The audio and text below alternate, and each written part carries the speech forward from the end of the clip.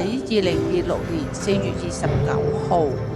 嚟到韓國朝聖之旅，我哋去到呢啲展覽館，睇到有幾條片都係圍繞住光做主題嘅，講信仰點樣喺黑暗入面帶嚟希望同埋力量。就讓我哋而家嚟欣賞呢幾條片啦。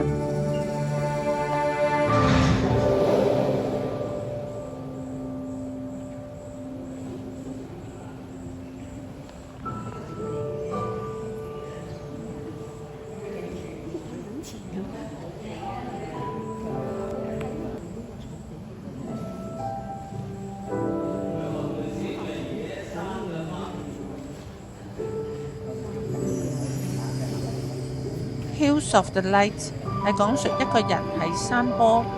同大自然入面，逐步揾到光同埋信仰嘅心靈旅程。內容好似巡禮，走過呢個山坡，面對住內心嘅掙扎同埋試煉，最後被光點亮，明白希望就係堅持行落去嘅路啊！人生有時好黑，但係信仰同光會喺呢個山丘上出現。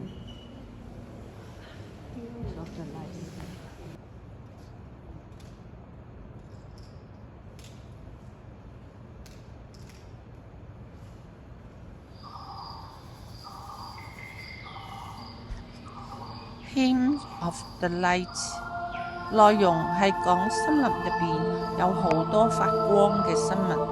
但係喺黑暗入邊隱藏，就覺得好恐懼。有個指揮家逐個點亮佢哋，森林就變成充滿光同埋音樂。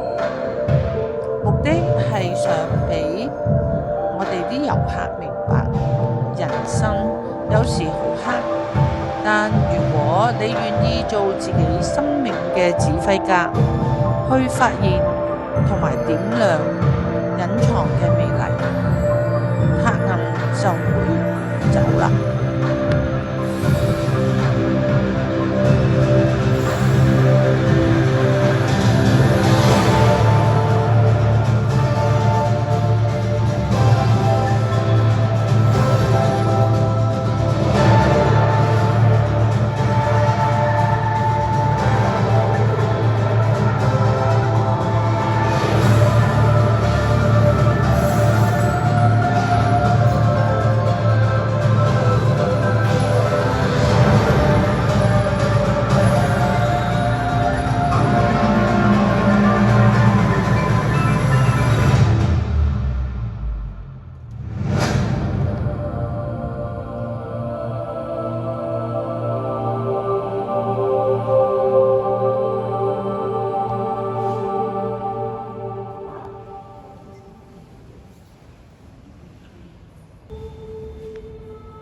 The Journey 入邊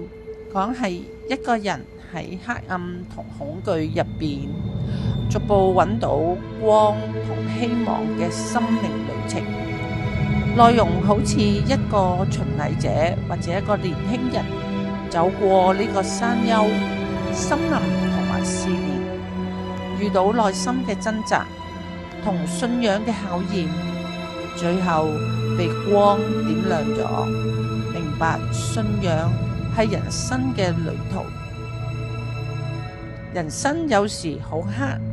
但係堅持行落去，光同埋希望就會出現㗎喇。